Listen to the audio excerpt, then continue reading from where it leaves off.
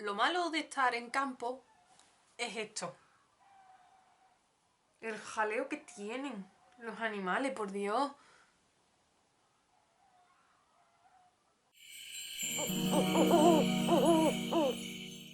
Hola, yo soy Kajima y junto a Mario somos del blog Libros hasta el amanecer.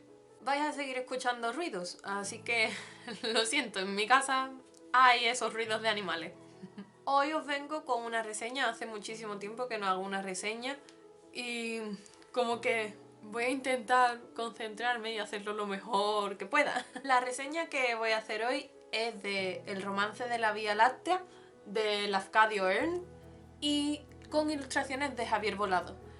Es una edición, esta edición es de Chidori Books, que la trajo para España con esta magnífica edición. No sé si lo podéis ver bien. Voy a intentar dejaros unas imágenes bien sobre este libro, porque como podéis ver, la edición es de tapa blanda con solapa.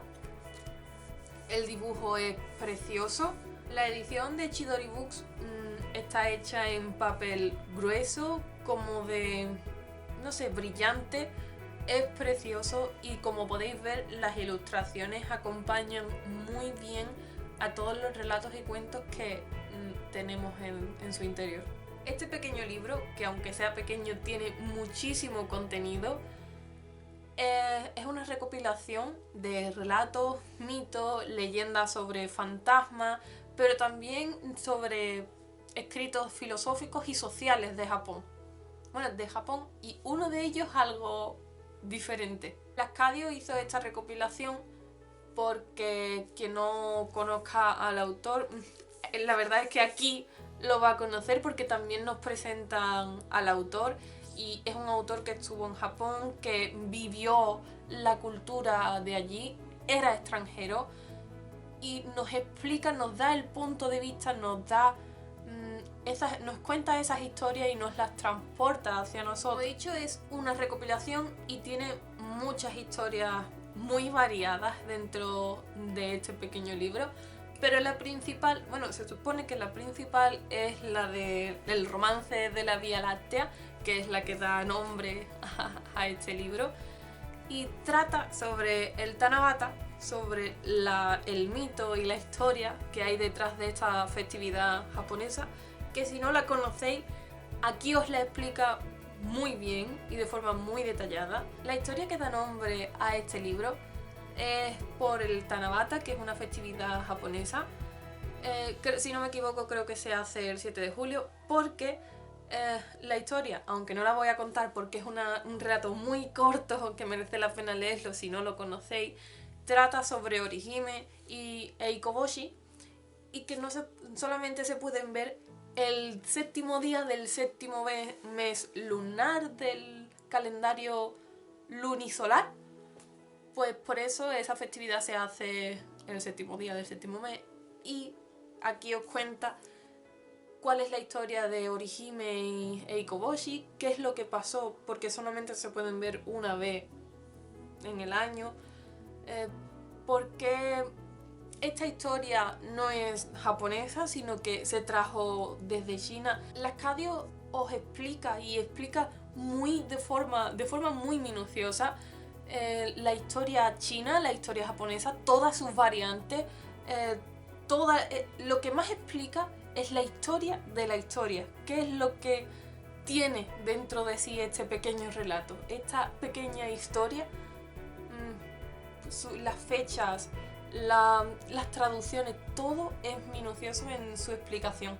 Es tan minucioso en sus explicaciones y en contarnos estas historias y contarnos la historia de la historia, que también se componen de varios poemas que tienen alrededor de 1000 años de antigüedad, y él mismo los traduce, pero como no está satisfecho con esas traducciones, siempre nos ponen a pies de página si se puede traducir de otra forma, cómo se puede traducir, qué significa ciertas palabras, por qué se traduce de una forma y no de otra. es minucioso, se nota que le tiene cariño a la cultura japonesa y que no quiere faltarle al respeto. Otro de los escritos de Ascadio es la poesía de los espíritus, donde él coge algunos, muy pocos la verdad, de los espíritus o la creencia de que existen ciertos espíritus de los japoneses. Como por ejemplo, había uno que me llamó muchísimo la atención, que existe un espíritu de la almohada. Me llamó la atención, pero ese no lo explicó. Explica, por ejemplo, el espíritu del zorro que se convierte en una mujer para atrapar o mentir o algo así a los hombres. También el espíritu del sapo maligno, el espíritu del cangrejo Eike, el espíritu del cuello largo, una persona que cuando dormía se le extiende el cuello y se le pone largo buscando a alguien a quien comer. No sé, esos espíritus y la historia que hay detrás de ellos, cultural, la expresan aquí bastante bien. Es muy escueto, pero está muy interesante. Los pequeños relatos que más me gustaron creo que fueron, aparte de la del Tanabata, pero el Tanabata es más historia de la historia, no sé, es mucho más cultural, creo yo. A mí me gustaron mucho más los relatos de La joven del espejo y la historia de Ito Norizuke. El por qué no me detengo a contar de qué trata estas historias es porque son tan cortas que cuando cuentes algo ya estás contando el relato en sí y no quiero hacer eso. Y como ya he dicho, no solamente cuenta relatos o historias de fantasmas o definir ciertas festividades y mitos japoneses, sino que también nos cuenta, por ejemplo, en Carta a Japón, cosas sobre la historia de Japón, sobre la guerra ruso-japonesa. También nos cuenta cosas de la sociedad, de su cultura. Por ejemplo, también hay otro relato que, si no me equivoco, se llamaba Últimas Preguntas, que es un relato muy filosófico, es un relato muy íntimo del autor en el que se pregunta por la muerte, en el que se pregunta por la conciencia personal después de que el cuerpo físico se muera. Es muy existencialista y muy bonito, no sé, es muy interesante y te metes muy de lleno en la vida de ese autor o en su pensamiento. A mí, por ejemplo, me encantó porque yo he estudiado eso y he estudiado esas teorías y me llamó muchísimo la atención. En definitiva, El romance de la Vía Láctea es un libro que hay que leerlo, para mí, poco a poco, porque como cada historia es independiente y cada historia te da más información sobre Japón, creo que es un libro para ir leyendo poco a poco, conociendo más la cultura, y para los que ya somos amantes de ese país y de la cultura, pues enterarnos, saber mucho más y con detalle. Y claro, Ascadio nos da muchísimos detalles. No sé si debiera darle una nota, aunque yo le he dado un 4 de 5. Y digo esto porque a los que ya conocemos, a los que leemos sobre cosas de Japón, o que ya nos gusta ese país, su cultura, intentamos informarnos más sobre ello, pues con este libro tenemos más detalles y lo tragamos mucho mejor.